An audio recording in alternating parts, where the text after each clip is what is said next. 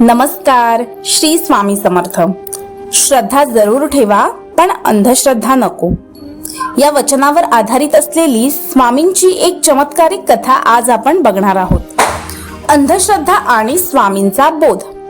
अक्कलकोटमध्ये एक भोळी अति भाबडी अशी स्त्री राहत होती.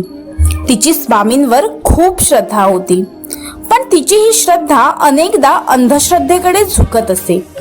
कोणत्याही समस्येवर ती स्वतः विचार न करता लोक काय सांगतील त्या कर्मकांडावर किंवा अघोरी उपायांवर लगेच विश्वास ठेवत असे.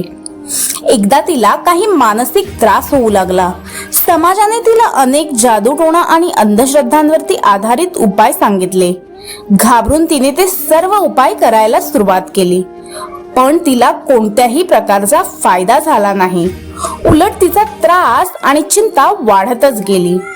शेवटी ती स्वामींच्या दर्शनासाठी आली आणि रडत रडत म्हणाली, स्वामी, मी एवढे उपाय करते पण माझा त्रास कमी होत नाहीये. माझ्यावर कोणाची तरी करणी झाली आहे, मला वाचवा. स्वामींनी तिच्याकडे पाहिले आणि रागाने उद्गारले, बंद कर तुझे हे कर्मकांड.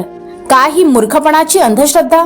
मी सांगितलेले सोडून तू लोकांच्या. स्वामींनी तिला एका वडाचे झाड दाखवले आणि म्हणाले, जा आणि त्या वडाच्या पारंब्यांना धरून बस, बाकी काही करू नकोस.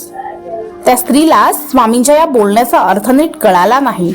तिला वाटले हाही कोणता तरी जादूटोणा आहे, पण स्वामींचा आदेश असल्याने ती वडाच्या पारंब्यांना धरून बसली.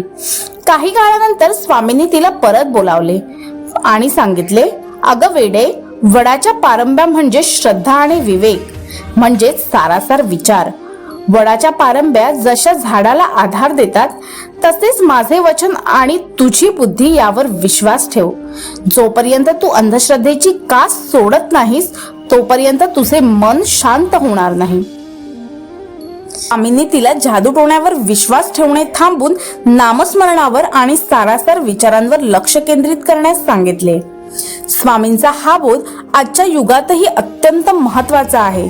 श्रद्धा ठेवा, पण ती विवेक बुद्धीने युक्त असावी. कोणावरही आंधळा विश्वास ठेवू नका. सारासार विचार करूनच निर्णय घ्या. कर्मकांडाच्या मागे धावण्यापेक्षा आपल्या मनाची शुद्धता आणि स्वामींनी दिलेल्या नामस्मरणावर लक्ष केंद्रित करा.